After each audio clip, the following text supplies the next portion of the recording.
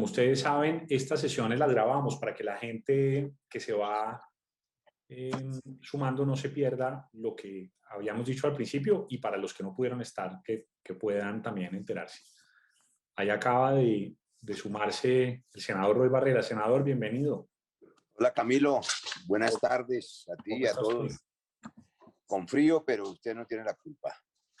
Aquí estamos. Saludo a todos, a todas. Veo sobre todo un buen número de mujeres, lo que me alegra mucho, porque ayer tuve un foro, les cuento antes de empezar, con todos los presidentes de los gremios, o casi todos, que los invité a discutir sobre el tema de estabilidad macroeconómica y seguridad jurídica empresarial en tiempos de populismo. Y me llevé la sorpresa, no me había percatado de que de 12 que nos acompañaron, solo había una mujer, que además tuvo que cancelar, que era Anato. Es decir, un machismo total, pero aquí no. Aquí está Adriana, Alejandra, Andrea, Ángela, Angélica, Dania, Marcela, Diana Carolina, Marcela, Sara, Sujaira, Margie. Muy bien, Paula Andrea, muy bien. Me alegra mucho. Hay un grupo nutrido de mujeres acá. Muy bien. Bueno, ahí está empezando a entrar la gente, ya llevamos 20 participantes, seguramente irá creciendo, pero por respeto del tiempo de todos, quisiera ir haciendo la introducción de lo que vamos a estar haciendo hoy. Antes de entrar a la conversación con el senador Barreras, quisiera contarle a todos los que nos acompañan hoy un par de avances que hemos logrado desde el Instituto Anticorrupción durante lo que fue 2020 y lo que va corrido de 2021. Y ahí voy a ser muy sintético y a mencionar solo algunos de los logros y de las cosas que hemos hecho para que ustedes estén en sintonía de cómo estamos avanzando como organización. Lo primero que les quisiera compartir es que con Adriana Romero y Dania Bocanegra y Juan Pablo Contreras hemos estado trabajando en el desarrollo de Cabildeo, que es nuestra herramienta para transparentar las relaciones, la interacción entre el gobierno nacional y toda la gente que le hace lobby, toda la gente que le hace cabildeo. Radicamos derechos de petición a 47 entidades del Estado colombiano, cerca de 40 son del gobierno nacional, y le pedimos el registro de todos los ingresos a las entidades públicas, el registro cuando uno va y le piden la cédula y uno dice para dónde va y a qué va. Y como resultado de eso, ya tenemos una primera plataforma web en la que vamos a estar publicando en datos abiertos todos los registros de ingresos a esas entidades. Entonces eso nos va a permitir saber a dónde entró el senador Roy Barreras, con quién se reunió. Vamos a poder ver a dónde entró cualquiera de los senadores, cualquiera de los presidentes de las compañías, cualquier ciudadano que haya ingresado a reunirse con un alto funcionario del Estado va a estar ahí disponible. Pero como a veces hay que ver para creer, Adri Romero, ¿por qué no compartimos en un segundo el pantallazo de Cabildeo para que la gente lo vea? Porque es que esto es el resultado de 6 meses de trabajo que nos tomó contratar la firma de ingeniería de sistemas, el desarrollo de la plataforma y después empezar a limpiar miles y miles y miles y miles de datos, docenas de bases de datos que nos entregaron las entidades para poder publicar esta información. Entonces ahí va a estar publicada toda la información de ingresos a las entidades, va a estar publicado toda la información de regalos, las agendas de las cabezas de las entidades y los viajes y los viáticos. Entonces, bueno, mientras Adriana les comparte eso, les cuento también que avanzamos. Miren, ahí está la plataforma.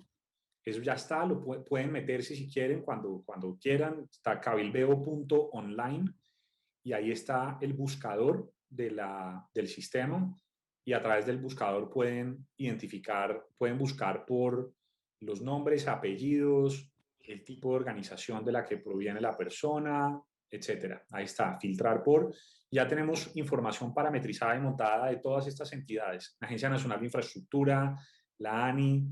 Solo para hacer un ejemplo, porque mostremos a dónde ha entrado el senador Eduardo Pulgar, por ejemplo, hoy tan emproblemado, Adri. Listo. Buenas tardes para todos. Les comparto cómo funciona la plataforma Cabildeo. Entonces, para buscar al senador Eduardo Pulgar, lo que hacemos es buscar acá en los criterios de búsqueda. Te falta una L.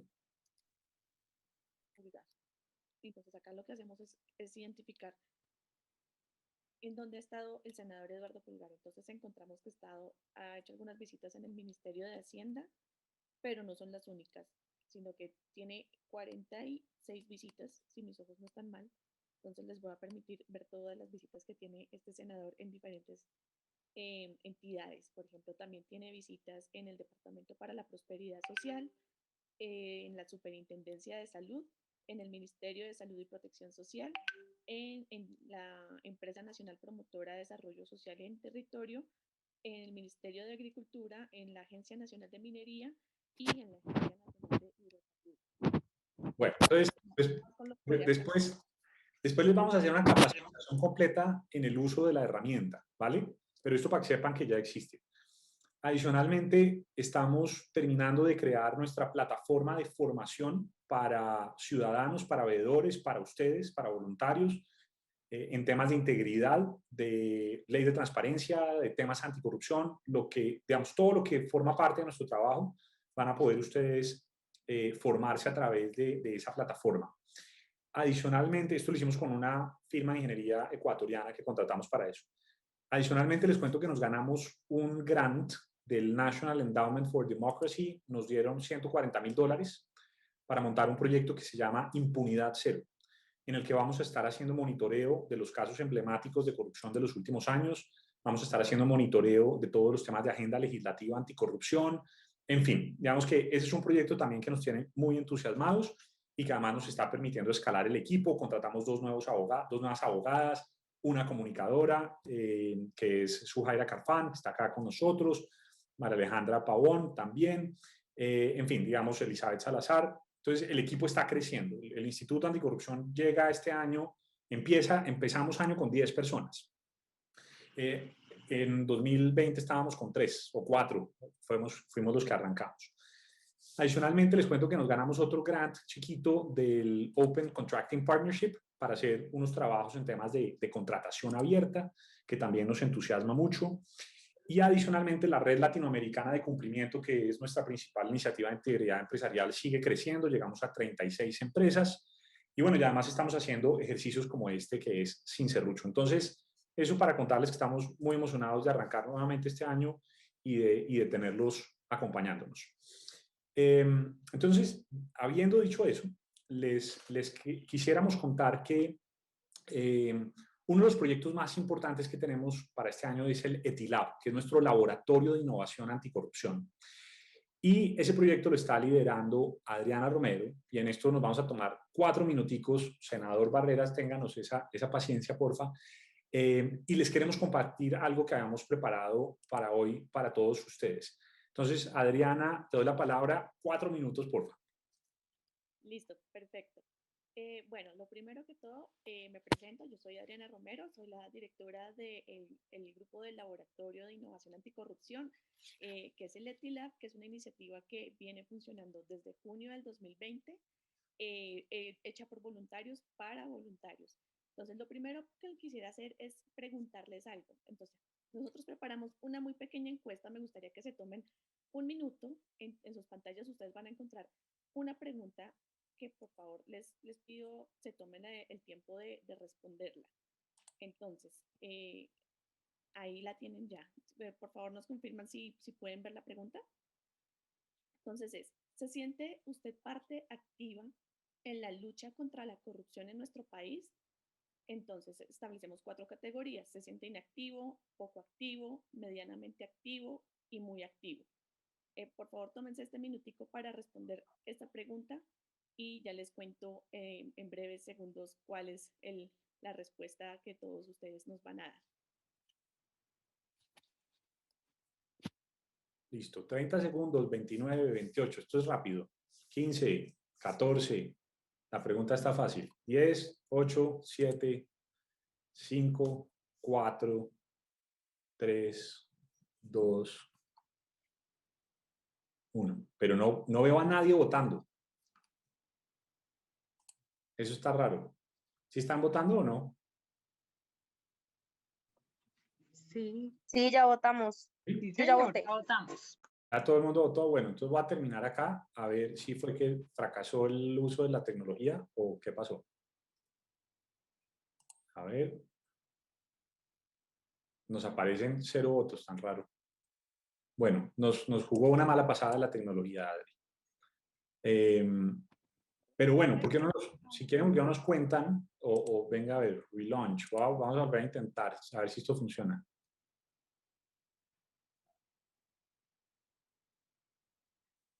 Ahí ya votamos nuevamente. Listo. No están entrando los votos. Zoom se dañó, Adri. Entonces nos fregamos. Esto no funcionó.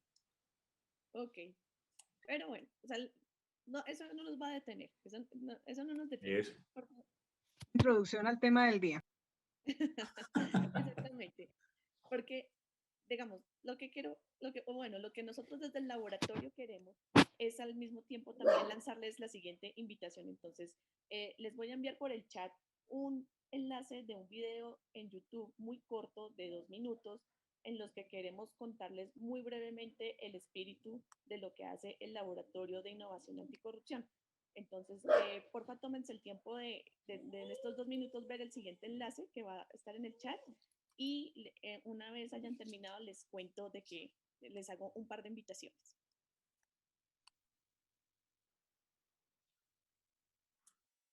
Ahí está ya el link. 2 minutos.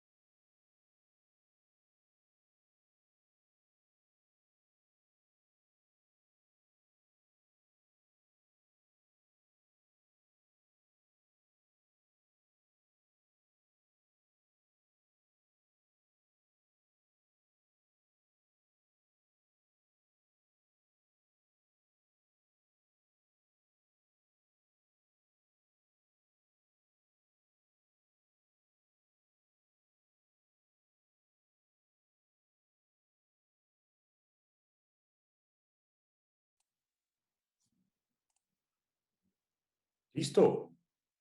¿Ya lo vieron? Sí, señor. Listo, Adri. Entonces, ¿cuál es la invitación que nos van a hacer desde el Etilab? No te escuchamos. Estás en off. Perfecto. Desde aquí les queremos hacer 2 invitaciones. Lo primero es que se unan a nosotros. Acerca el micrófono, Adri, no te escuchamos. Desde acá, ¿me escuchan mejor? No mucho. Ok, aquí, ¿me escuchan un poco mejor? Habla duro. Sí, dale. Listo. Desde el Etilab, las 2 invitaciones que queremos hacerles son las siguientes. La primera es que nos acompañen en la lucha anticorrupción desde la ciudadanía. Nosotros los ciudadanos somos las personas completamente empoderadas y con una capacidad impresionante para generar buenas ideas. Entonces, la invitación es a que nos sigan en redes sociales, compartan este video Y asimismo, este sábado 27 de febrero tendremos un evento de prelanzamiento del laboratorio donde nos acompañará el experto de innovación Mario Schwery, en donde nos contará sobre metodologías de innovación y cómo ponerlas en prácticas para la lucha anticorrupción. Entonces, esta es una invitación que ustedes recibirán mañana en sus correos electrónicos con el enlace de conexión y con la presentación de todo lo que les queremos proponer. Entonces, porque la tecnología nos falló en Zoom, pero no nos va a fallar del todo, les quiero compartir un pequeño link donde les comparto la encuesta para que lo intentemos una vez más. Entonces, esto es una aplicación de Menti para que por favor ingresen a ese link y de nuevo digitemos las respuestas que estábamos colocando y les contamos cuál es el sentimiento general a propósito de esta pregunta. Entonces, listo, Adri. Si quieres, entonces, para avanzar con el senador Barreras, les pedimos que lo vayan contestando, pero entramos en la conversación y al final de la sesión les podemos decir cuáles fueron los resultados. Entonces, bueno, ahora sí, senador Roy Barreras, bienvenido. ¿Cómo está? No lo escuchamos. Ahora sí, buenas Ahora tardes, sí. buenas noches ya a todos, de nuevo a todas. Un placer estar aquí, estaba escuchándolos con atención. Felicitaciones por los grants, por las iniciativas, un tema que da mucho para cortar a lo largo y a lo ancho, pero una primera aproximación es que hay muy poca gente haciendo cosas efectivas contra ese problema intrínseco de los gobiernos en el mundo y trágico en el caso colombiano, que es el asunto de la corrupción, sobre todo por un tejido social penetrado por el narcotráfico, por esa maldición de las mafias, que es un problema estructural y de fondo, pero seguramente de eso podremos hablar en algunos minutos. Bueno, pues muchas gracias por estar hoy con nosotros. Senador, permítame contarle en un resumen, cuál va a ser la dinámica. Le voy a hacer una única pregunta y después la idea es que todos los que están acá le puedan preguntar lo que quieran. Y me imagino que va a haber preguntas duras, porque imagínense que cuando enviamos la invitación contando que lo íbamos a tener en Sin Serrucho en esta conversación, algunas personas de los voluntarios del instituto reaccionaron de una manera muy fuerte. Dijeron, pero ¿cómo pueden invitar a Roy Barreras? ¿Cómo se les ocurre? Y entonces eso me lleva a la primera pregunta. Quisiera que fuera la pregunta de abrebocas para plantear esta conversación o para iniciar esta conversación, contextualizándola así. Tomamos la decisión de invitar al senador Roy Barreras a hablar con nosotros porque tuve la oportunidad de leer en vacaciones el libro que escribió que se titula El culo de Antanas, que es una descripción muy descarnada de la política nacional, del sistema político colombiano, con las cosas buenas que tiene, que el senador Barreras las rescata y dice, no estamos tan mal como creemos que estamos cuando nos miramos en una radiografía más de una perspectiva histórica, ¿no? Nuestra democracia es imperfecta, pero ha logrado avances importantes. Pero al mismo tiempo presenta una radiografía muy descarnada de lo que es la política nacional, cómo se consiguen los votos, cómo funciona el sistema clientelista, y la verdad es que el senador Barreras pues ha sido parte del sistema político colombiano durante varias de las últimas décadas. Ha conocido desde adentro cómo funciona eso. Ha sido parte de un partido político que estuvo primero con Juan Manuel Santos en el proceso de creación, después apoyaron al candidato y después presidente Uribe, después estuvieron con Santos, ahora están con el presidente Iván Duque. Es un partido que ha tenido unos movimientos que a alguna gente le pueden extrañar, que le pueden parecer como bandazos, faltos completamente de cualquier tipo de convicción ideológica. Y usted además ha sido compañero de bancada de congresistas también muy polémicos. Hoy, por ejemplo, están en el ojo del huracán las declaraciones que ha dado Bernardo Elías, por ejemplo, frente al tema de la financiación de la campaña de reelección del presidente Santos. Eduardo Pulgar también está metido en problemas recientemente, pero muchos congresistas que han salido de allí también han estado en problemas. Martín Elías, por ejemplo, Martín Morales, de Córdoba, entre otros.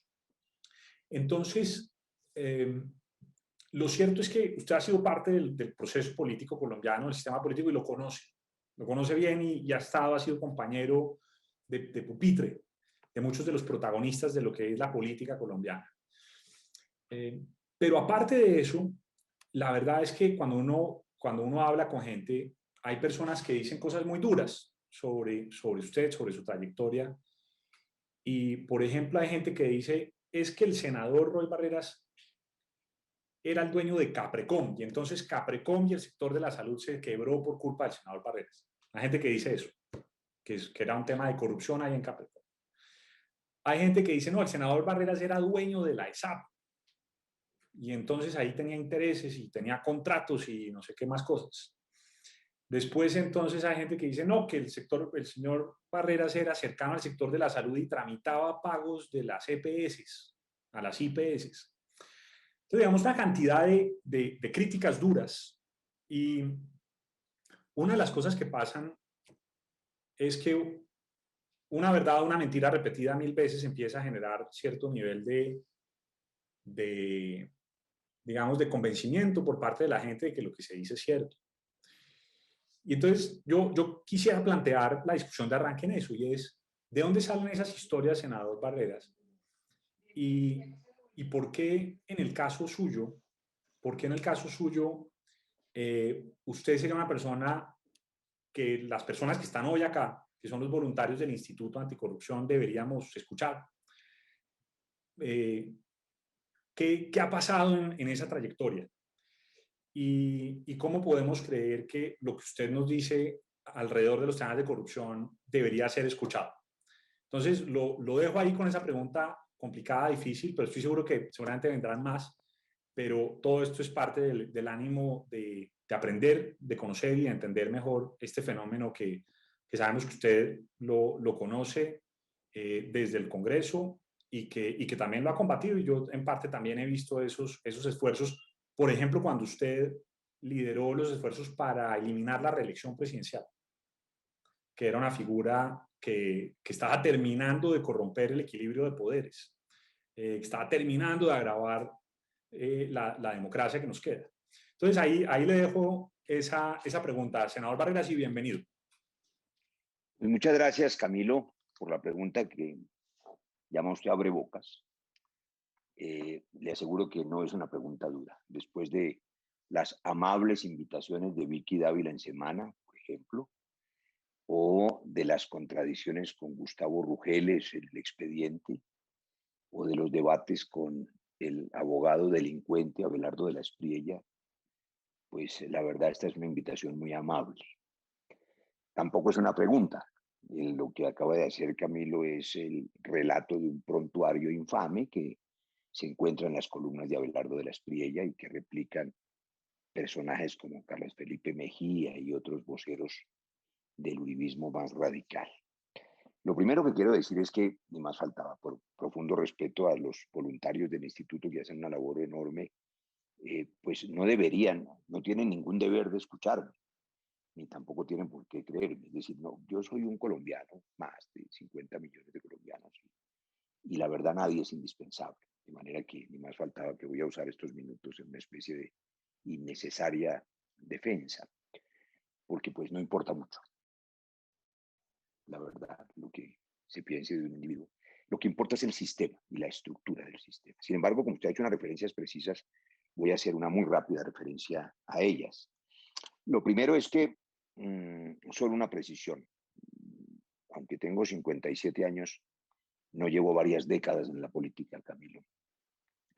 Yo ejercí durante 23 años la medicina, soy médico cirujano, y la ejercí con mi padre, que era anestesiólogo en Cali.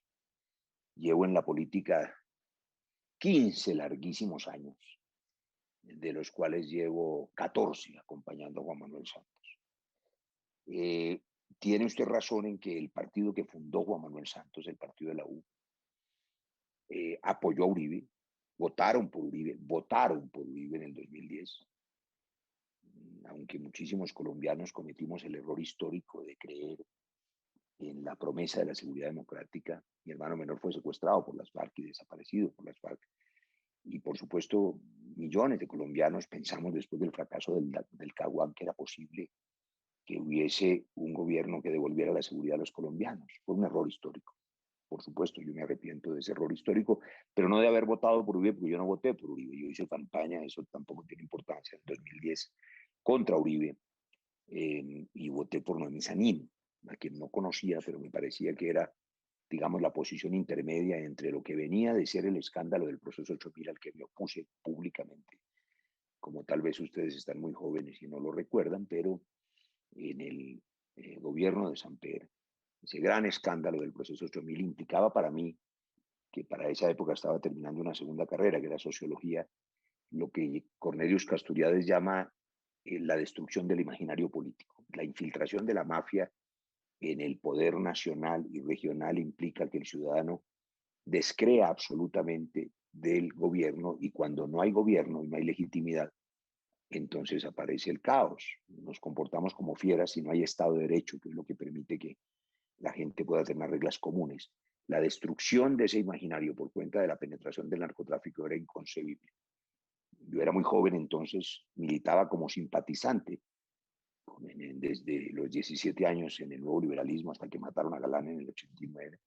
Y por supuesto nos opusimos con pies y manos a ese régimen. Y en esa época, en la elección de Uribe, el candidato que encarnaba un poco eso, hoy tengo que decir, quizá injustamente, era Horacio Serpa, que acaba de fallecer, y que era un caudillo liberal con, digamos, un tinte progresista, pero que era el heredero de eso.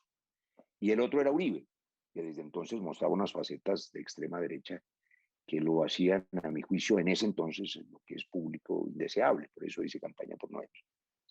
Pero el partido de la U, es cierto, cuando lo fundaron, yo no estaba en él, acompañó a Uribe, y luego, para dar un salto largo, después de 13 años de acompañar a Santos y de defender el reconocimiento de las víctimas y el acuerdo de paz y el proceso de paz en el que tuve el honor de participar y de firmar en ese acuerdo, de manera, no usó una palabra Camilo ahora que le parecía movimientos extraños. No, no son extraños, son movimientos repudiables.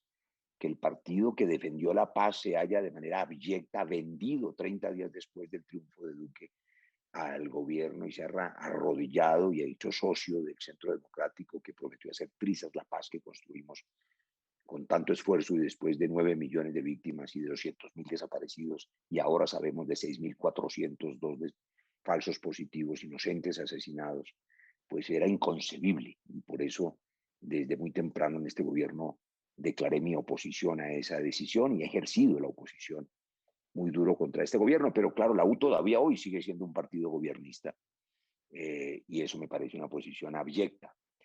Claro, fui compañero de bancada, esa es la otra sindicación de muchos de los personajes que hoy están presos, y también compañero de país, también son colombianos. Y por supuesto, cuando usted llega a una patria porque nace en ella o porque se hace ciudadano, o llega a un partido político, o llega a un estadio de fútbol, y todos somos hinchas de Santa Fe, en mi caso, pues por supuesto no es responsable de lo que haga el vecino, y lo que puede hacer es señalarlo o expulsarlo o combatirlo o marcar posiciones. Lo que hay en el fondo, y le agradezco la reminiscencia, la referencia al Culo de Antanas, un libro que publicó Editorial Planeta, y que empieza diciendo: lo único limpio en la política colombiana ha sido el culo de Antanas. ¿A qué me refería en ese libro? A que el sistema político colombiano está podrido desde la raíz.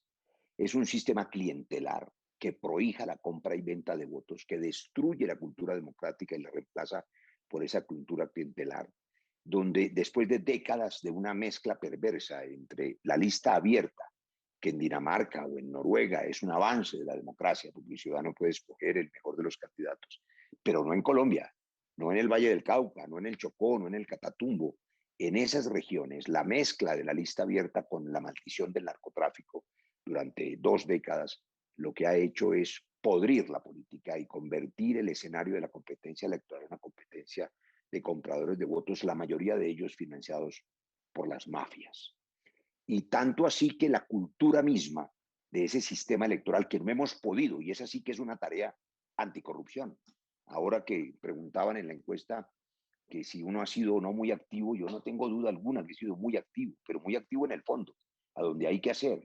7 veces hemos presentado la reforma política, la última de ellas, la que construimos en La Habana, la que diseñó la misión electoral para eliminar el sistema electoral actual y reemplazarlo por listas cerradas, con financiación estatal completa, con autoridad electoral independiente, con democracia interna de los partidos, pero las 7 veces ha sido rechazado por esas clientelas mayoritarias, hoy gobiernistas, hoy de Duque, y que por supuesto no quieren cambiar las reglas de juego con las que se eligen comprando votos. Pero la clientela, el sistema clientelar, que es el estímulo original para prohijar la corrupción, tiene dos vertientes. Una, el saqueo a las instituciones públicas para financiarse las campañas y luego cobrárselas los contratistas por haber financiado a cada uno de los candidatos. Y la peor manera, que es el narcotráfico. Los chorros de dinero sangriento del narcotráfico que financian la política y que la elevan a cifras absolutamente inconcebibles. Es casi un milagro competir con esos clanes. Hay 19 clanes que describe muy bien León Valencia. Yo tuve oportunidad de presentar ese libro antes de la pandemia y allí están los clanes que gobiernan las regiones. El tema de la cultura, para no ir muy lejos de la cultura de la corrupción en Colombia, tiene dos síntomas muy graves, decimos los médicos. El primero de ellos es que el ciudadano, la inmensa mayoría, no el bienpensantismo bogotano, no los intelectuales, no los académicos, no los jóvenes, afortunadamente, pero la mayoría del elector en las regiones, después de estos 20, 25 años de compra de votos, se volvieron también vendedores de votos. Y trafican con seres humanos, paquetes de 50, 100, 200 votos, los venden a cambio de dádivas y también aprovechando el comprador la miseria de la gente, la necesidad de un empleo, de una hojita de vida, la necesidad de la teja y del cemento o del dinero en efectivo. Pero eso empeora en condiciones de narcotráfico. Y el otro síntoma grave de esa cultura de la corrupción electoral, que no es el más grave problema de Colombia, el más grave problema de Colombia es la cultura de la muerte. Aquí ya no solamente se asesina a familias enteras, a niños, a niñas, sino que los asesinos toman videos de los asesinatos y los suben a la red. Pero el segundo problema quizás sea este, el de la cultura de la corrupción. Y el síntoma quizá más grave, lo vemos ahora, lo digo sin ningún filtro. Veo propuestas electorales presidenciales ahora de las figuras más preclaras o preoscuras de los gamonales, de los clanes, de lo que son bandas de malhechores. Y resulta que los medios de comunicación lo registran como si fuera absolutamente normal. Les parece muy interesante que esté el señor Char, el señor Fico, la señora Dilian, el señor Luis Pérez, el señor... Todos esos son candidatos presidenciales y parecen legítimos. Nadie se sorprende de que muchos de esos clanes tienen vínculos directos o indirectos, familiares o personales con el narcotráfico, empezando por el origen del poder de la extrema derecha. Es decir, ya nadie se sorprende verdaderamente que haya fuerzas políticas que pretenden reelegirse después de haberse posesionado en la presencia de Ñeñe Hernández, que la vicepresidenta tenga negocios con el Memo Fantasma, o que su hermano haya sido condenado por heroína mientras abandona las mulas, víctimas también de ese negocio maldito, en la cárcel, y que se nombre al hijo de Jorge 40, seguramente inocente él, pero símbolo de la masacre del Salado 20 años después, nada menos que para atender las víctimas, en unos mensajes que implican la legitimación del narcotráfico. Esta mañana conversaba yo con un experto de Naciones Unidas sobre la tragedia de las muertes en Nariño y en el Cauca. Y planteábamos un asunto en Argelia, Cauca, donde hay 19 estaciones de gasolina, más que en Popayán, donde pasan millones de litros de combustible de gasolina hacia los laboratorios por las narices de la fuerza pública, y donde asesinan a los líderes sociales un día sí y otro también. ¿Por qué, siendo una región militarizada, o Tumaco, ocurre esto? Pues porque el sargento que está allá, y por supuesto la mayoría se juegan la vida de manera decente, cuando ve que el Ñeñe Hernández está en la posesión presidencial y el piloto del cartel de Sinaloa es el piloto de Duque, y Uribe contrata al abogado Cadena y al abogado de la Espriella y abogados de narcos, de Alex Saab, pues ese sargento dice: ¿yo por qué me voy a hacer matar? Si aquí el presidente y la vicepresidenta y los clanes y los gamonales y los exgobernadores tienen vínculos con el narcotráfico y son hijos de padres condenados para política y paramilitarismo y no pasa nada. Pues el señor resuelve el dilema que le dice el narco local entre plata o plomo, y recibe la plata y termina corrompiéndose. Pongo esos ejemplos muy gruesos para señalar que la tesis central de mi ensayo y de mi libro, un libro que denuncia la corrupción electoral, es que no vamos a resolver el asunto, y este Instituto Anticorrupción tampoco va a resolverlo si no exigimos a fondo el cambio estructural del modelo clientelar. La reforma política, que es parte de la implementación del acuerdo de paz que no se ha hecho, es una condición indispensable para recuperar la legitimidad de la democracia colombiana. Y el segundo asunto que hay que hacer es acabar la maldición del narcotráfico. Sé que es un debate largo, y por supuesto combatir el narcotráfico, como hemos hecho en mi caso, como militante, como simpatizante y luego como actor directo durante toda mi vida, no sirve si uno no acaba con el negocio. Y la solución seguramente es la despenalización global. Termino esta larga respuesta a la larga pregunta de Camilo haciendo referencia obligada a los temas puntuales que él mencionó. Caprecom, claro, Caprecom, que era una caja de prestación de comunicaciones, fue un nido de corrupción y clientelismo que fue manejado durante 8 años por la familia Zuluaga, por unos clanes que venían de Pensilvania Caldas y que convirtieron eso en una especie de bolsa de basura de todos los sectores de la salud que se podrían y que estaban completamente quebrados y arruinados. Ese es un tema largo, pero basta recordar un asunto. Cuando hicieron la ley 100, hubo curiosamente una explosión de EPS con vínculos con el paramilitarismo y tenían su propia agremiación. Y fueron quebrándose, porque claro, los narcos y los paras saqueaban los hospitales y cuanto hospital quebrado había, el uribismo, estoy hablando del gobierno Uribe, los metía en esa caja que no era de salud, sino de comunicaciones, y puso al frente a sus más altos dirigentes.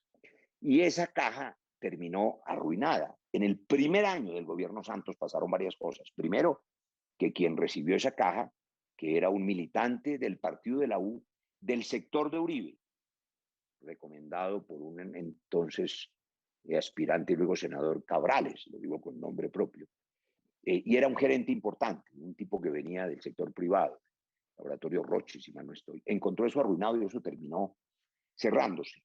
Pero la otra cosa que pasó en el primer año fue la ruptura entre Santos y Uribe, y lo que pasó arrancando en 2011 fue mi ponencia que logró aprobar la ley de víctimas. En el tercer debate, el autor de eso fue Juan Fernando Cristo, como se sabe, en mi ponencia se reconoció el conflicto y se reconoció a las víctimas. Fue pública la rueda de prensa en que yo me negué a retirar la ponencia por petición del entonces recién expresidente Uribe, que no entendía que se reconociera el conflicto armado para poder reconocer a las víctimas. Esa fue una ruptura ideológica y de ahí en adelante empezó una guerra que no cesa en eso que son esas especies de calles del viejo oeste, que son las redes sociales, en las que cualquier cosa se puede decir y se dispara y se destruye la honra de la gente. Yo soy en esas redes sociales dueño de clínicas de salud COP y dueño de Caprecom y dueño de no sé cuántas cosas más, de una caleta de miles de millones y de otra cosa, le dijo usted por aquí, intermediario de no sé cuántas cosas, zar de la salud. En fin, no vale la pena desgastarse diciendo que todo eso es una infamia, porque las redes sociales tienen tal efecto que gente limpia, decente, joven, como la que está en este chat, se alimenta inevitablemente de esas bodeguitas uribistas y termina por reproducir las acusaciones. La destrucción moral, como decía Goebbels, y el fascismo uribista aprendió muy bien esa lección, implicaba que calumnia, que algo queda. No hay una sola investigación y, por supuesto, una sola sanción, ni una sola prueba de esas infamias.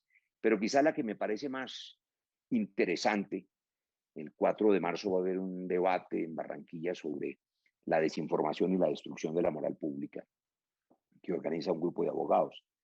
Es el tema de la ley Roy Barreras. Durante 5 años ya, desde el plebiscito, hemos intentado combatir una cadena de WhatsApp que dice que la ley Roy Barreras acaba de aprobarse para quitarle la pensión a los jubilados y dársela a los guerrilleros. Les quiero compartir que ha sido imposible. Todavía me paran algunas personas de la tercera edad a reclamarme airadas que por qué les quité la pensión para dársela a los guerrilleros. Y por supuesto, jamás existió la famosa ley, como jamás existieron las clínicas de salud COP, ni ninguna de esas infamias. Pero es imposible contrarrestarlas en las calles del viejo oeste de las bodeguitas uribistas. Yo soy un hombre honesto, nunca fui rico, no lo soy, no lo seré, no fue mi vocación. Vivo tranquilo y espero terminar esta vida pública con la misma tranquilidad, con la misma transparencia, pero también con la misma firmeza, porque ese régimen calumniador, pero sobre todo un régimen que es cómplice de esos 6.402 asesinatos, de los falsos positivos y del desangre de Colombia, y que utiliza las banderas del miedo y de la guerra para robarle a las nuevas generaciones el futuro. Ese régimen negacionista del cambio climático, ese régimen, resumámoslo en una palabra, trumpista, hay que derrotarlo y lo vamos a derrotar entre todos. Esa es una primera respuesta que no sé si resulte satisfactoria después de décadas de calumnias, pero le cuento de una anécdota. Este mes tengo 2 denuncias nuevas en la corte, que las ve usted en las bodeguitas uribistas. Una de ellas es por falsedad en documento público y no sé qué otros tipos, y concierto para delinquir. La inadmitió la corte hace 2 días. Según ellos, la expulsión y mi ruptura con el partido de la U era falsa. No tenía sentido, por supuesto, decir que yo falseara un asunto de esos, pero en las bodeguitas uribistas dice Roy Barreras está acusado de falsedad en documento público y no sé qué. Ya no importa que la corte haya inadmitido la demanda, en las bodegas sigue viva. Y la otra es peor. Tengo una demanda por narcoterrorismo y concierto para delinquir y no sé cuántos más delitos, en la que soy cómplice supuestamente de Iván Márquez. Eso porque cuando impulsé y sigo impulsando el referendo Chao Duque, Márquez, el desertor de la paz, sacó un video conocido quizá por ustedes donde se le ocurrió estúpidamente, en un error enorme, apoyar el referendo. Y entonces un uribista me demanda diciendo que yo soy cómplice de Iván Márquez, que está financiando el referendo Chao Duque y por tanto soy narcoterrorista. Así que no van a detenerme con esas infundias y calumnias y conmigo van a seguir contando en la defensa de la paz y en la derrota clara de este régimen para recuperar los caminos de la democracia y de la legitimidad del sistema y en la reforma política, que es la verdadera medida anticorrupción. Bueno, senador, muchas gracias por la respuesta. Veo a varias personas levantando las manos. Voy a darle la palabra primero a Natalia Zamudio y después a Rodrigo Fernández. Natalia, bienvenida y adelante con la pregunta. Bueno, buenas a todos, ¿cómo están? Pues me encanta poder compartir este tipo de espacios. Senador, viéndolo, pues algo que escribió usted y pues analizando toda su vida política, quisiera preguntarle qué tipo de campaña realiza usted, porque pues ya que critica el clientelismo. Y la segunda pregunta que yo tengo es que yo también he hecho el mismo ejercicio y al igual que usted comparto que en las calles hay mucho clientelismo, las personas mismas son las que venden sus votos, hacen eso, pero yo, Natalia Zamudio, trató de hacer una campaña de calle, de darme a conocer, porque al igual que usted, nadie me conocía, pero yo hice el ejercicio de ir uno por uno, de contarles mi historia, decirles que yo venía de la nada y pues que quería cambiar. Pero pasó algo y es que el clientelismo y lo que usted dice en su libro es cierto. Primero, por ser una mujer, estaba por debajo, pues a ojos de los demás. Porque a mí me decían, ah, no, usted no va a ganar porque usted es mujer. Eso va a ganar un hombre. Y efectivamente ganó un hombre en mi lista. Eso no fue otra cosa. Pero la pregunta ahí es, ¿será que de verdad es tanto la política que está en los políticos o es la política que está en el mismo ciudadano? ¿O es esta guerra de jefes de políticos también que existe por encima? Como lo decía usted, las grandes familias y todo esto que también todos sabemos que pues mueven el país. Esa es la consulta que yo tengo, senador. Gracias. Pues gracias, Natalia. Una muy buena pregunta porque me permite decirle 2 cosas. Primero, una que por supuesto debe estar en la retina de todas las mujeres de Colombia ahora, que es la paridad de género. Ahora voy al otro, a la dificultad de ganar. Yo presenté en el Congreso ahora, en noviembre y diciembre, una propuesta para que la paridad de género fuera real y no ficticia, la engañifa esta de que meten a las mujeres de relleno. Pero no fui apoyado, inclusive colectivos de mujeres se opusieron de manera sorprendente porque tienen un argumento, en mi opinión, deleznable, y es que como no hay suficientes mujeres para meter en las listas, iba a ser muy difícil armar las listas. Lo rechazaron. Volví a incluir esa pregunta en el referendo Chao Duque como una de las exigencias de las mujeres, y por supuesto hay que seguir rompiendo esos techos de cristal, que no son de ahora. La lucha por los derechos de las mujeres es muy joven, tiene apenas un siglo, quizás desde las sufragistas inglesas, pero se contrapone a por lo menos 2000 años, si hablamos de la cultura judeocristiana, de sometimiento de la mujer. De manera que la paridad de género es indispensable e influye, sin duda, en que las mujeres tengan menos posibilidades de elegirse. El asunto de cómo hago yo la campaña, y Natalia me cuenta, por lo que entiendo en la pregunta, que participó en un evento electoral tratando de hacer la campaña más limpia posible de opinión y no fue elegida. Yo perdí 7 veces seguidas, Natalia, y la forma de ganar se llama perseverancia. 7 veces. Como militaba en el nuevo liberalismo como simpatizante, pero era médico, prestaba mi nombre, lo metía en las listas del nuevo liberalismo, que después vino a llamarse Cambio Radical, pero no eso de Vargas Lleras de ahora, sino lo que fundó Augusto Galán Sarmiento y Alfonso Valdivieso cuando asesinaron a Galán, y nosotros nos quedamos aquí. De eso solo sobrevive, digamos, Humberto de la Calle y la nueva generación, los hijos de Galán, que para entonces eran apenas adolescentes o niños. 7 veces perdí. Siempre me inscribí en esas elecciones y el día que gané, gané por error, porque en las listas había un muchacho muy joven, yo no lo conocía, que su padre era un gamonal, alcalde de una ciudad que se llama Palmira, en mi Valle del Cauca, y todo el mundo pensaba que iba a sacar 10.000 votos, y sacó 30.000, y le alcanzó por el cambio de la forma electoral y la cifra repartidora y el modelo de Hunt, para elegir 2, y yo era el segundo. Yo estaba condenado a perder por 8ª vez, pero los votos que saqué me alcanzaron para ser elegido y llegué a la Cámara de Representantes. Y por supuesto, una vez que llegas, cuando tú llegues, si haces un trabajo serio, como el que ha hecho, para poner un ejemplo de alguien que trabajó con nosotros en el proceso de paz intensamente, Juanita Gobertos, yo voté por Juanita en Bogotá, pues se nota el trabajo. De manera que llegar la primera vez es indispensable para después hacerte conocer. Pero después, ¿cómo crecer en la votación con tu trabajo? A pesar de que tienes que competir con esos regímenes clientelares y financiados por la mafia. Hay una manera de verlo y el Instituto Anticorrupción bien podría hacer un análisis simple. La distribución de los mapas electorales. Los gamonales siempre tienen concentrada su votación en un departamento, en una región. Y esa es su mayor presencia electoral, donde tienen la costumbre de comprar votos y tienen allí una serie de mecanismos de fraude en las registradurías o en la transhumancia. Los senadores de opinión, que son una minoría, tenemos votos en todo el país. Yo obtuve 113.000 votos en la última elección y saqué 80.000 votos por fuera de mi Valle del Cauca, en regiones a donde nunca fui.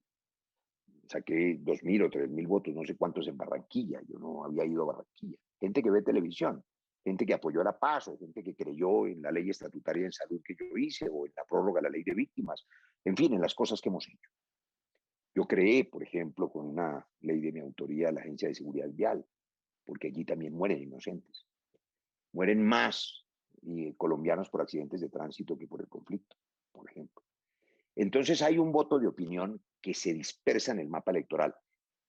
Cuando tú ves las votaciones, la de Robledo, la de Iván Cepeda, la mía, la de probablemente Angélica Lozano, quizá, aunque está muy concentrada en Bogotá, hay votaciones, la que tuvo Claudia López en su momento, son votaciones dispersas en todo el mapa. Esa es una votación más libre. La votación concentrada es una votación clientelar. Ese es un buen criterio para saber. Y hay que persistir, Natalia. Yo perdí 7 veces, usted no ha perdido sino una. Hágale. Listo. Veo a Margie Mojica levantando la mano. Les voy a pedir que hagamos preguntas más cortitas para respuestas más cortitas y que podamos participar tantos como sea posible. Después de Sobre Margie, todo, Camilo, porque les comparto esto. ¿Cómo? Yo con mucho, estoy encantado conversando, pero como tú sabes, habíamos previsto 6 a 7, voy a tratar de alargarme un poco, porque Listo. tengo ahora la visita de una colega suya, que es María Alejandra Villamizar, de Canal Caracol, para hacer una entrevista y no quiero quedarle mal. Pero Listo. alcanzo a responder, si me hacen 2 o 3 o 4 para tomar nota y responderlas como en bloque. Listo. Entonces, Margie, después Juan Salgado, Diego. Listo. Digamos 2 preguntas muy concretas. Senador, usted fue muy conocido en el marco de la consulta anticorrupción porque fue de los muy pocos congresistas que se opuso abiertamente a la consulta. En aquel entonces usted la catalogó como un espejismo y mi pregunta es, ¿cuáles son los límites a la lucha contra la corrupción o al uso del discurso de la lucha contra la corrupción en la política? O sea, ¿cómo no convertir la lucha contra la corrupción en politiquería o en populismo? Y una segunda pregunta, usted señalaba que ha promovido una reforma política 7 veces y que no ha pasado, pero recientemente usted fue ponente en primer y en segundo debate del Código Electoral radicado en agosto y que ya está listo para sanción desde el mes de diciembre, del nuevo Código Electoral. Quiero preguntarle por qué en el Código Electoral sí hubo éxito y por qué en esa ley en particular sí hubo celeridad, cuando, por ejemplo, respecto de las propuestas de la consulta, solamente hasta la fecha 4 han logrado salir adelante. ¿Cuál fue el éxito del Código Electoral y de qué sirve el Código Electoral de cara al planteamiento de su libro? Gracias. Muy buenas preguntas, Margie, de politóloga parece. Se les voy a contestar brevemente porque ambas tienen profundidad. No, yo no fui de los pocos que se opuso a la consulta. Fui el único senador que fue capaz de pararse en el atril y, como dijo en una entrevista el otro día el periodista Julio Sánchez Cristo, ¿usted cómo se le ocurre atravesarse a semejante locomotora de opinión? Porque era populismo. Aprovechando la emoción genuina, legítima de 11 millones de colombianos, yo fui a votarla finalmente, repudiando la corrupción. La gente creyó en una mentira, en un espejismo, que es evidente ahora. A los abogados que están aquí presentes, empezando por Camilo Enciso, si tuviéramos tiempo, pero podemos hacer otra reunión, los invito a revisar una a una las preguntas de la consulta, como lo demostré en ese debate, mal hechas, mal escritas, algunas redundantes. Lo único que se salvaba de la consulta, que era un ejercicio populista que nos costó 300.000 millones de pesos y que no ha tenido, como todos lo saben, ningún efecto distinto a el crecimiento político de sus originales promotoras, es que esas preguntas no cambiaban nada y eran extraordinariamente costosas. Era un ejercicio de populismo. Hay muchas formas de populismo. Y por supuesto, montarse en una emoción, como dice Marta Nussbaum, en emociones políticas es muy fácil. La extrema derecha lo hace en el odio, en el miedo, en la rabia, pero montarse también en una bandera muy popular como esta es otra forma de populismo, si se hubieran tomado al menos el tiempo de redactar bien las preguntas. Algunas además requerían reformas constitucionales. De manera que yo, que digo la verdad siempre que tengo la oportunidad, me paré en el escenario. Cobardes esos clientelistas que estaban allí, que son corruptos por naturaleza, y votaron todos en favor de la consulta anticorrupción, en un acto de hipocresía enorme. La verdadera consulta anticorrupción es la reforma política constitucional que sí han negado. Ahora, ¿por qué el Código Electoral? Primero, porque no era una reforma constitucional, se sabe, era una ley. Y segundo, porque el Código Electoral que teníamos venía desde 1986, antes de la Constitución del 91. Era un fracaso absoluto tener un código electoral cuando ni siquiera se contemplaba, por ejemplo, el uso del tarjetón o todas las normas de la Constitución del 91. Era indispensable modernizar la norma electoral y lo que aproveché yo en ese código fue mi aporte, que ya me refería a él, fue la paridad de género real, que en el último debate fue hundida. Y fue hundida, lo entiendo, por razones nobles en algunos casos. En los debates de Cámara habían logrado un pequeño avance, digo pequeño, y es pasar del 30% de mujeres en las listas al 50%, pero era solamente meterlas en las listas, eso no les garantiza la elección. Yo quise que fuera la real elección, que la mitad de las senadoras y de las representantes de la Cámara en esas sillas fueran mujeres, pero a algunos les pareció que eso ponía en riesgo el tímido avance anterior y habrá que insistir en la paridad de género. De manera que son cosas distintas. La reforma política requiere reforma constitucional y la modernización del Código Electoral pues era apenas una ley que a mi juicio resultaba indispensable. Mucho se debatió durante semanas y se eliminaron muchos elementos perversos que parecían buenos. Voy a ponerle un ejemplo. Yo tengo doble nacionalidad y soy ciudadano norteamericano y voté por Biden. Y me sorprendió una cosa. El voto, la mayoría del voto era por correo y yo pedí por computador mi balota, la bajé, la imprimí en mi impresora, firmé, voté, la mandé por correo y así votaron millones de estadounidenses.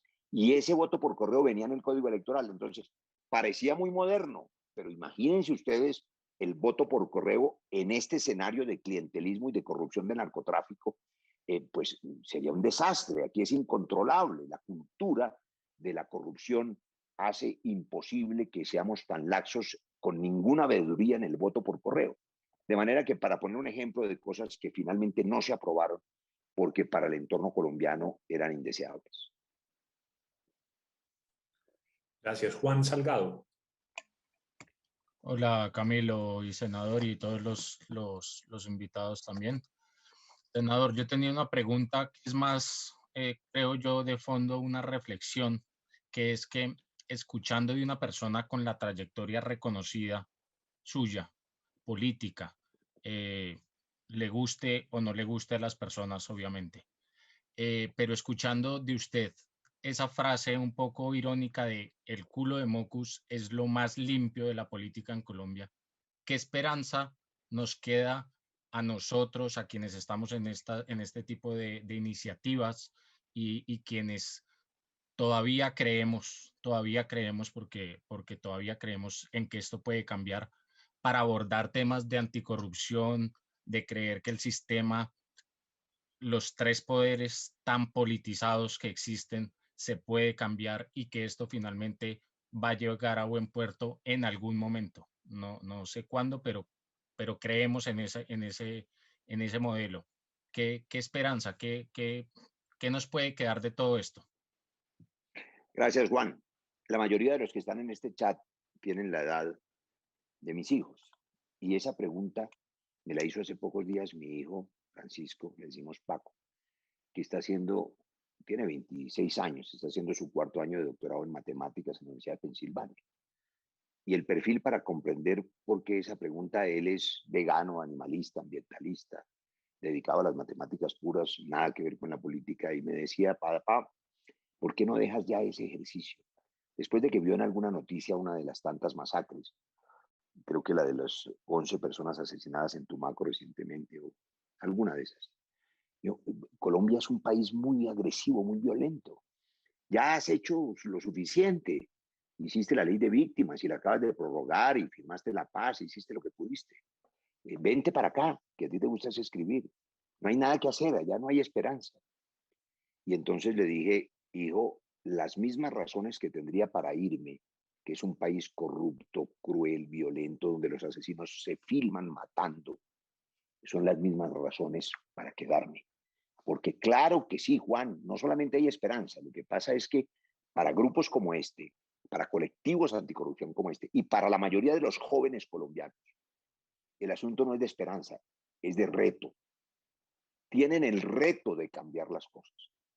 Y van a poder hacerlo, sin duda. A pesar de las dificultades del sistema electoral colombiano, habrá sin duda en el 2022 una gran movilización de repudio a los viejos partidos políticos. Y estoy seguro que habrá una expresión ciudadana masiva para elegir un Congreso nuevo y para elegir expresiones alternativas que gobiernen a Colombia. Yo auguro, y lo digo con el corazón y con la franqueza y con la sinceridad, respeto a quien todavía está en el engaño de la extrema derecha y del uribismo. Se los decía hace poco a unos dirigentes en el Huila, donde gana el uribismo todavía, y ellos le ofrecen su corazón y su esperanza todavía a ese régimen de derecha, así como le ofrecieron los nacionalsocialistas el triunfo a Adolfo Hitler, y habrá algunos que todavía defienden a Pinochet en Chile. Nosotros creemos que el uribismo es un régimen decadente y creemos que hay que derrotarlo, y la nueva generación lo va a derrotar. Y hay sectores alternativos independientes de oposición. Yo llevo varios meses convocando para que hagamos una sola consulta presidencial y haya un hombre o mujer colombiano de los sectores alternativos, independientes y de oposición que recupere el camino de la democracia y derrote esos clanes. Mire la curiosidad, todos los clanes que he mencionado, todos están en el uribismo hoy, todos, de manera que están en una sola bolsa, hay que derrotarlos. No hay solo esperanza, lo que hay es un reto. Y yo creo que hay que enfocarse desde la academia, a propósito de los grants que ahora van a estimular el trabajo del instituto, en la reforma política, en la reforma política.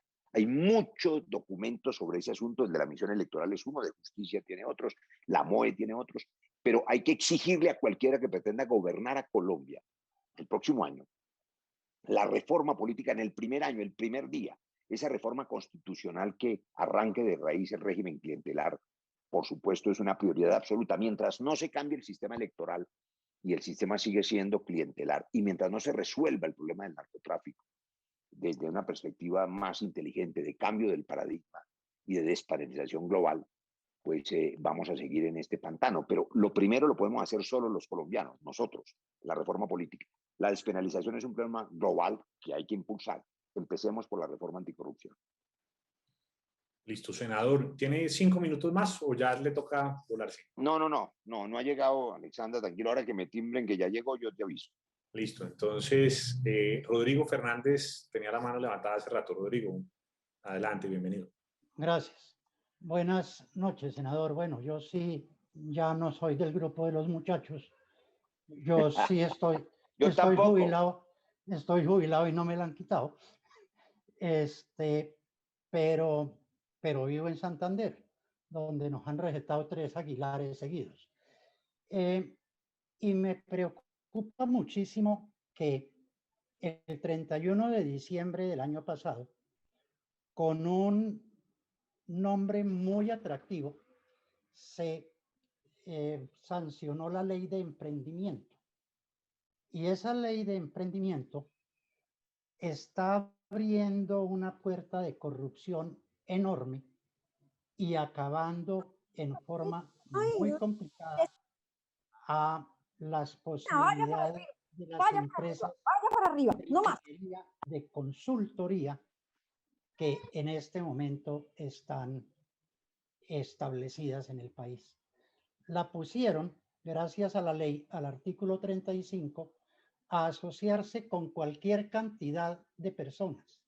Entonces, un consultor tiene que tener viejitos, tiene que tener afros, tiene que tener mujeres víctimas de la violencia, y la consultoría no funciona así, pero la pusieron a funcionar así. Entonces, Integral tendrá que hacer otra empresa donde meta unos afros y donde meta unos viejitos y toda la cosa para poder trabajar. No sé en qué estaban pensando, pero se les fueron las luces en ese emprendimiento porque lesionaron en forma gravísima las empresas de consultoría, que es a las únicas que les pega porque son las únicas que pueden quedar empatadas. Gracias. Bueno, Rodrigo, esta es una pregunta, digamos, para especialistas en estos asuntos de consultoría.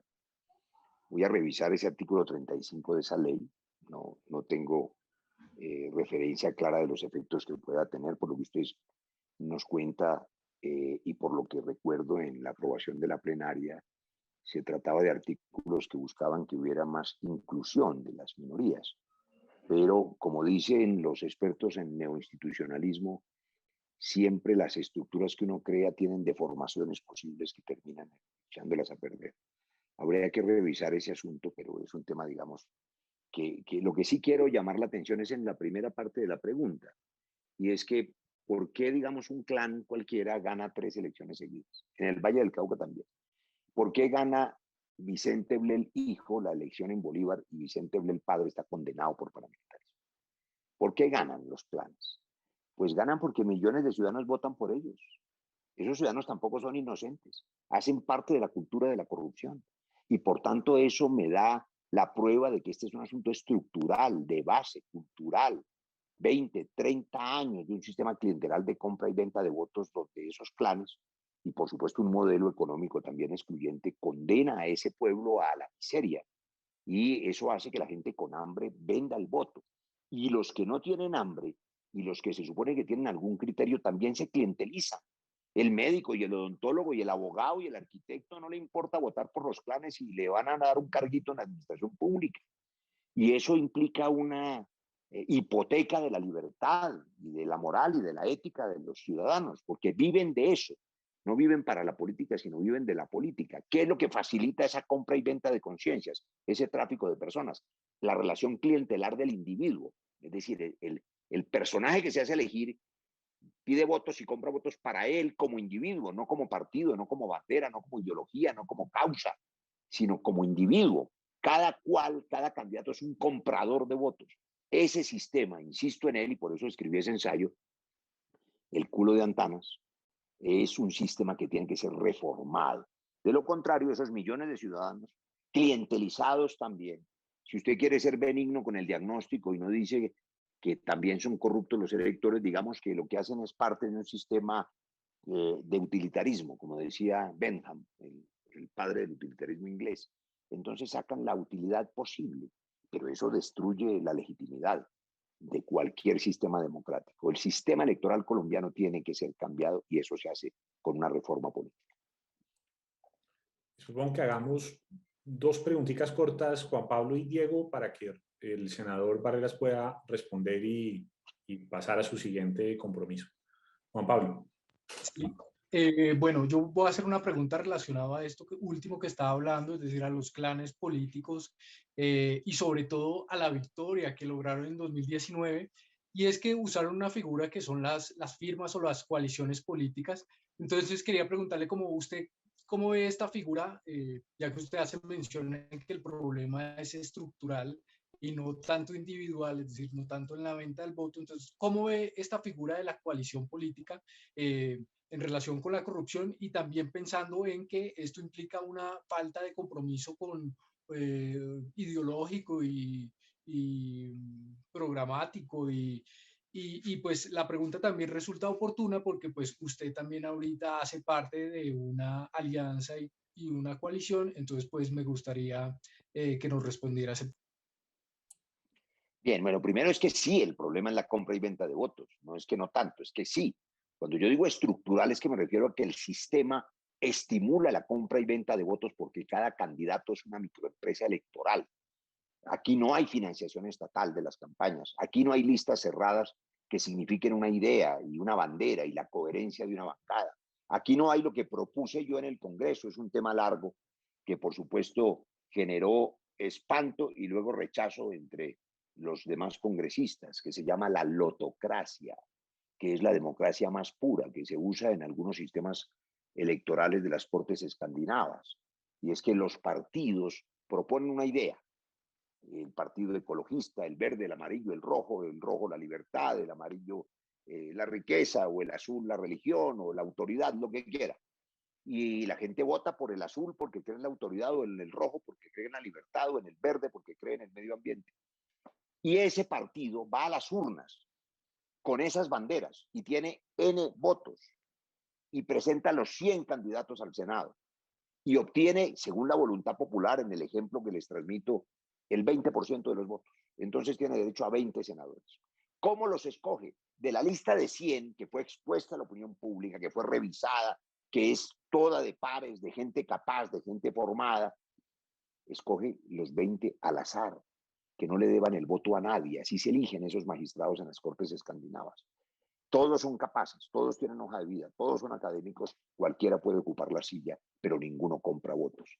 Modelos de democracia más transparente, claro que los hay, y hay que seguir impulsándolos. Las coaliciones, esa es otra deformación del sistema electoral, por eso hay que hacer una reforma política. Aquí no le responde el candidato a nadie porque reciben múltiples avales.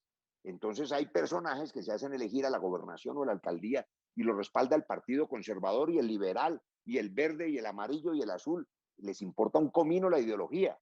Es más, en los pequeños poblados, en los municipios, lo que ocurre es que acaparan todos los avales, los compran inclusive, para que el competidor independiente no tenga aval y le toca ir a recoger firmas y después les camotean las firmas. Las coaliciones son necesarias cuando hay identidad ideológica. Ahora estamos construyendo una coalición para derrotar el régimen de extrema derecha. Y esa es una coalición con coherencia ideológica que defiende primero la vida y luego la implementación del acuerdo de paz.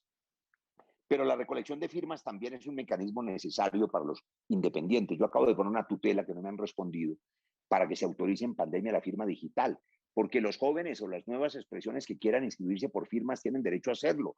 Los que no quieran estar en ningún partido viejo de la política, y hoy les están prohibiendo hacerlo porque les están impidiendo la firma digital, y en pandemia, por supuesto, resulta irresponsable ir a recoger firmas físicas. De manera que sí a las coaliciones cuando son coherentes y sí a los movimientos significativos de ciudadanos como expresión independiente. Listo. Y última pregunta, Diego Ortega. Gracias, doctor Camilo. Buenas noches. A propósito de lo que recordaba el doctor Rodrigo, mi coterráneo, sobre el tema de los clanes, pero me hizo acordar de un personaje que a punta de decirle barrigones y ratas a los servidores públicos, empieza a generar adeptos de una causa presuntamente sustentada en una lucha contra la corrupción, o para no ir tan lejos el caso de Daue en Cartagena. Mi pregunta entonces a partir de eso es cómo orientar la educación hacia el ciudadano para que no quede enredado en estos argumentos populistas y que buscan estar cercanos con esos lenguajes a los ciudadanos, apropiándose de un esquema de trabajo que procura la lucha contra la corrupción. Entonces, ¿cómo podemos abordar esa pedagogía frente al ciudadano para que efectivamente genere una reacción positiva, activa, de cara a una lucha contra la corrupción, precisamente desde el ejercicio del voto? Gracias, senador.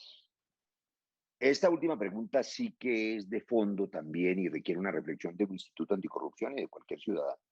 Es el problema del populismo. Les contaba que ayer organicé un foro a propósito de la estabilidad macroeconómica en tiempos de populismos.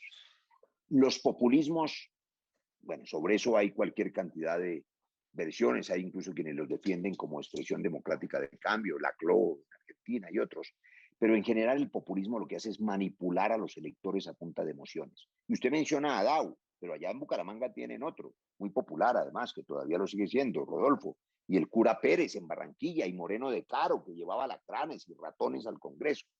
Es muy fácil estimular las emociones. Populistas de todas las clases, los populistas de extrema derecha que dicen ya viene el demonio, viene el castrochavismo, Biden es castrochavista, Obama es castrochavista, entonces hay que votar por la extrema derecha. Los populistas de extrema izquierda que piensan que es posible darle a todo el mundo todo lo que pida sin fijarse en ninguna responsabilidad fiscal. Los populistas, como mencionamos ahora, que aprovechan el genuino espíritu anticorrupción y entonces estimulan los votos. Cuando usted tiene enfrente un proyecto político que se basa en las emociones y no tiene sustento, no tiene formación, no tiene propuesta, no tiene cambios estructurales reales, eso es un populista.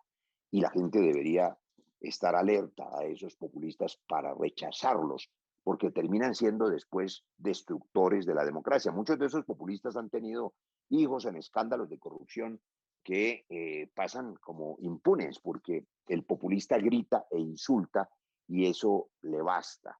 Aquí lo que hay es que construir, de nuevo, en un sistema político serio, moderno, con partidos que tengan identidad ideológica y coherencia, los populistas no caben, pues porque no califican para estar en esas listas. Así que muchas gracias, Camilo, y a todos por las preguntas y por las preguntas bien hechas. Creo que lo que hay que hacer es insistir en los cambios de fondo. Muy bien, me parece, el seguimiento a la gestión de cada congresista, de cada ministro, de cada persona. Muy bien las denuncias anticorrupción. Muy bien el seguimiento a los métodos de contratación. Pero en el fondo, cualquier instituto anticorrupción tiene que insistir en hacer un acuerdo nacional por una reforma constitucional política que arranque de raíz la corrupción del sistema clientelar. Si no, se va a seguir reproduciendo. Gracias a todos y a todas. Y ahora sí me voy, que me están aquí haciendo señas hace rato para conversar con esta colega de los medios de comunicación. Senador, muchísimas gracias por acompañarnos, muchas gracias por la franqueza, por responder las preguntas, unas más difíciles, otras más sencillas, pero muchas gracias por estar hoy con nosotros y por compartir su experiencia de los últimos años en estos temas. Un abrazo y feliz noche. Gracias a ustedes por dedicar una parte de su vida, que es lo único que tenemos, la vida, que es tan breve, a los demás, porque dedicarse a la lucha anticorrupción es pensar en los otros. Gracias a todos. Bueno, chao, senador. Los demás no se nos vayan, que Adriana Romero tiene los resultados de su encuesta. Entonces, Adri, ¿en qué quedamos? Quedamos en lo siguiente. Les voy a mostrar muy rápidamente los resultados de las 19 respuestas que recibimos. Y Adri, tienes que hablar más fuerte. Tu micrófono no está funcionando. Este es el nivel de respuestas que recibimos por parte de las 19 personas que nos aportaron en la encuesta. Entonces encontramos que una persona considera que es inactivo en la lucha anticorrupción, 4 personas consideran que son poco activos, 9 personas que son medianamente activos y 5 personas que son muy activas. Y con estos resultados lo que quiero realmente es reiterar que se unan a la causa del Laboratorio de Innovación Anticorrupción, que desde la ciudadanía queremos promover ideas y soluciones desde la cotidianidad para la lucha anticorrupción en Colombia.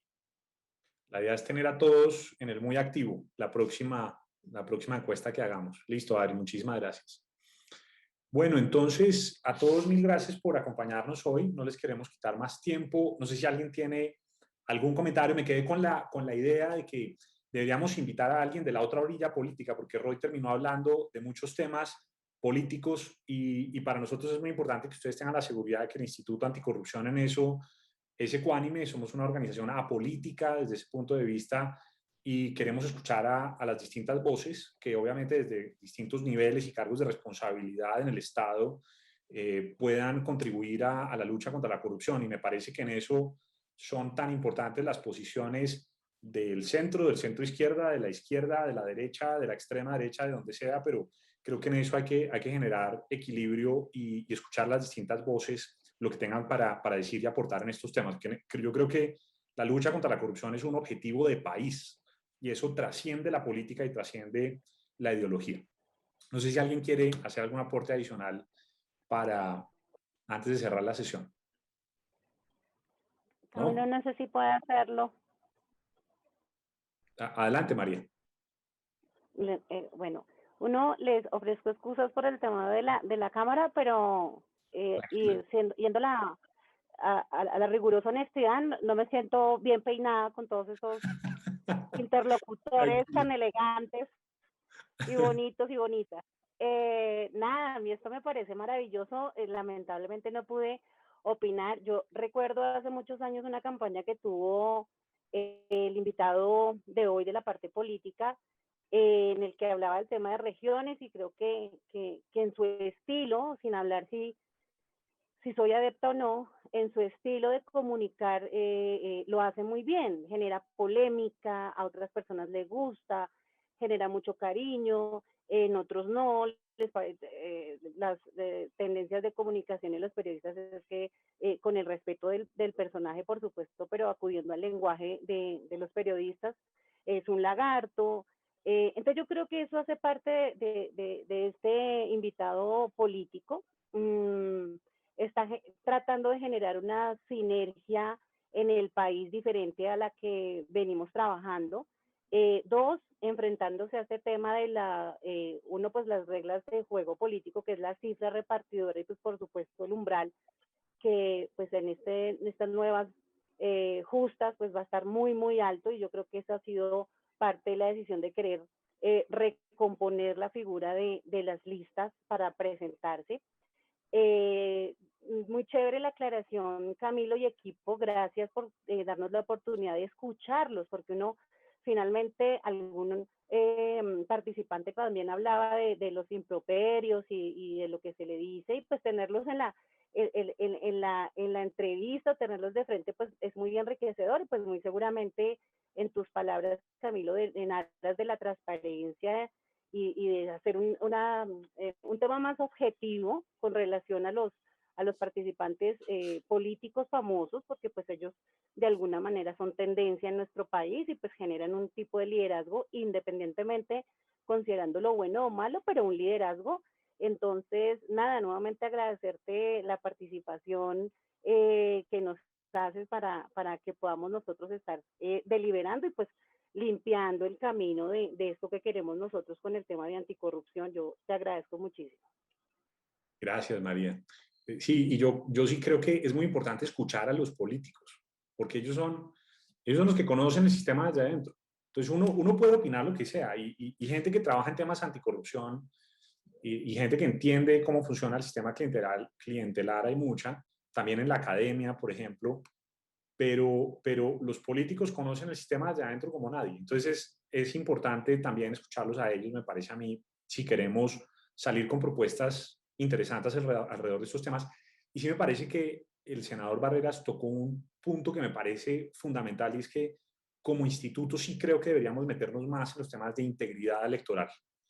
Creo que esa debería ser una de las metas nuestras como organización, ver cómo aportamos a ese debate, a esa discusión. Y la verdad hemos sido más o menos tímidos en eso, no nos hemos metido tanto en el tema electoral, pero yo creo que deberíamos pensar en cómo hacerlo y si tienen ideas alrededor de eso, pues muy bienvenidas. Rodrigo. No, pues es que sin duda alguna, y lo planteó Roy, hay dos líneas de financiación, la contratación y el narcotráfico. Y la de la contratación es clarísima, es decir, el partido de los contratistas existe. El candidato no busca 5.000 personas de 1 millón de pesos, sino 2 contratistas de 2.500 millones de pesos cada uno. Entonces, en la medida en que nosotros hacemos reforma contractual, hacemos reforma política. Todos los procesos con pliegos tipo y con SECOP 2 dejan muy envainados a los inversionistas electorales por vía de la contratación, porque nadie les va a pagar por adelantado. A que después los pueden extorsionar es probable, pero es que la vaina como funcionaba es que usted daba la coima por adelantado y allá le aseguraban el contrato porque se lo podían asegurar. En este momento, lo que es SECOP 2 con pliego tipo es imposible asegurárselo. Que después haya cosas en la ejecución, pero ahí ya hay un avance bien importante. Por eso ha ido tan despacio. Por eso es que apenas tenemos 2 sectores, transporte y agua potable. ¿Y por qué se fue a agua potable? Porque sabían que no iba a usarse, porque todas las empresas de servicios públicos son sin ley 80. Entonces, ahí sigue abierta esa llave. Entonces, en la medida en que se mira contratación y se le ponen cotos a la contratación, se va cerrando una opción de financiación que es importantísima. La del narcotráfico, pues sí, ya es otro cuento y es más complicado combatir y más peligroso, pues por supuesto. A uno un contratista no lo va a matar, pero un narco sí. Gracias, Rodrigo. Bueno, una última intervención de Marta Borda y nos toca cerrar. Marta. Y menos mal soy la última, porque posiblemente lo que voy a decir levanta todo tipo de expectativas. Bueno, a mí me gustaría orientar un foro, discusión o cuestionario alrededor de los directores de los partidos políticos. Luego, hay que leer quiénes son los que están ahí detrás de esos para hacer cumplir la ley y utilizar los dineros que le da el Estado para garantizar la participación equitativa para mujeres, jóvenes y otro tipo de actores en cumplimiento de las leyes que hay en nuestro país. Podemos encontrar muchas sorpresas, posiblemente yo también desde la experiencia lo puedo decir. A la persona que yo conozco le gusta es viajar con su esposa y su familia a costa de firmar como representante legal de ese partido político e ir cosechando lo que dentro de su movimiento de izquierda y guerrillero no pudo hacer. Entonces, a mí me gustaría un poco que adentráramos en una discusión de unos directores que manejan recursos públicos y que definen finalmente los destinos políticos del país con esos candidatos. ¿Es a dedo o es por favores o cómo eligen ellos las tales listas que van a ir a Congreso? Muchas gracias. Ese es un muy buen punto. Veo a Natalia Zamudio haciendo caras y los que hemos hecho política en algún momento de la vida sabemos y hemos visto eso desde adentro. Ahí hay un problema tremendo y me parece que es un punto interesantísimo para trabajar. Bueno, yo creo que nos toca cerrar. Muchísimas gracias a todos por su tiempo, por acompañarnos, por no abandonarnos. Esperamos que podamos seguir trabajando en equipo. Entonces, nada, un abrazo grande. Les pediría, si nos lo permiten, que prendan sus cámaras un último segundo para una fotico aquí de recuerdo de esta sesión de hoy.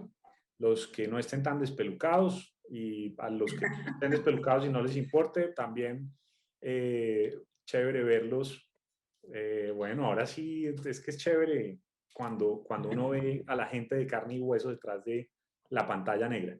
Bueno, les mando un abrazo gigantesco. Ahí tomamos la foto protocolaria de hoy. Y bueno, un gusto inmenso.